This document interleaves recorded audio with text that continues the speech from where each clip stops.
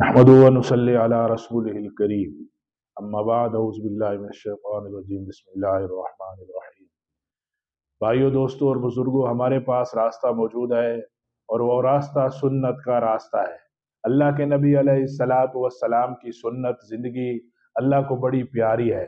اس کائنات کے سورج اور چاند میں اتنی روشنی نہیں ہے جتنی روشنی جناب رسول اللہ صلی اللہ علیہ وسلم کی سنت کے اندر اللہ نے رکھی ہے۔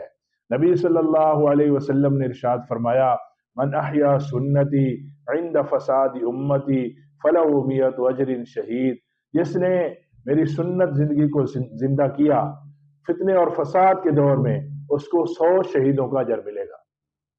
اور پیارے نبی صلی اللہ علیہ وسلم نے ارشاد فرمایا کہ من احیا سنتی، جس نے میرے طریقے کو زندہ کیا، فقد احبنی، اس نے مجھ سے محبت کی، ومن احبنی، جس نے مجھ سے محبت کی، کان معی فی الجنہ، وہ جنت میں میرے ساتھ ہوگا، وہ جنت میں میرے ساتھ رہے گا۔ پیارے نبی علیہ الصلوۃ والسلام نے ارشاد فرمایا، وعلیکم بسنتی، میرے طریقے پر چلو۔ اصل میں تو پیچھے اس کے پیچھے بھی حدیث ہے۔ پیارے نبی علیہ الصلوۃ والسلام ایک جگہ تشریف فرما تھے، آپ علیہ الصلوۃ والسلام نے واعظ فرمایا، وعظنا رسول اللہ صلی اللہ علیہ وسلم موعظۃ بلیغۃ، بڑا فصیح و بلیغ واعظ تھا، بڑا عجیب و غریب واعظ تھا۔ اور نبی کا واعظ تو عجیب و غریب ہوا کرتا ہے، اور پیارے نبی علیہ الصلوۃ والسلام تو امام الانبیاء ہے، آپ کے واعظ کے کیا کہنے۔ صحابہ کہتے ہیں، ذرفت منها العیون، ہماری آنکھیں بہ گئی،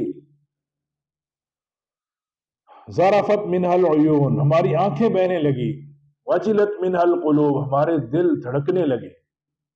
ہمیں ایسے لگ رہا تھا کہ آقا ہم سے جدا ہونے والے ہیں۔ ہم نے عرض کیا، اے اللہ کے حبیب، ہمیں کچھ وصیت کر دے۔ پیارے نبی علیہ الصلوۃ والسلام نے ارشاد فرمایا، اوصیکم بتقوی اللہ، تمہیں وصیت کرتا ہوں اللہ سے ڈرتے رہنا، اللہ سے ڈرتے رہنا۔ وعلیکم بسنتی، اور میرے طریقے کو مضبوطی سے تھام لینا، وسنت الخلفاء الراشدین المہدیین، اور میرے بعد میرے صحابہ کے طریقے کو، ان کو بھی مضبوطی سے تھام لینا، جو راشد بھی ہیں اور مہدیین بھی ہیں۔ عضو علیہا بالنواجذ، ان کو بہت ہی مضبوط کر کے پکڑ لینا۔ ایاکم ومحدثات الامور، اور جو لوگ نئی چیز پیش کرے اس سے اپنے آپ کو بچا لینا۔ اس لیے قرآن حدیث ہمارے پاس ہے، سنت زندگی ہمارے پاس ہے۔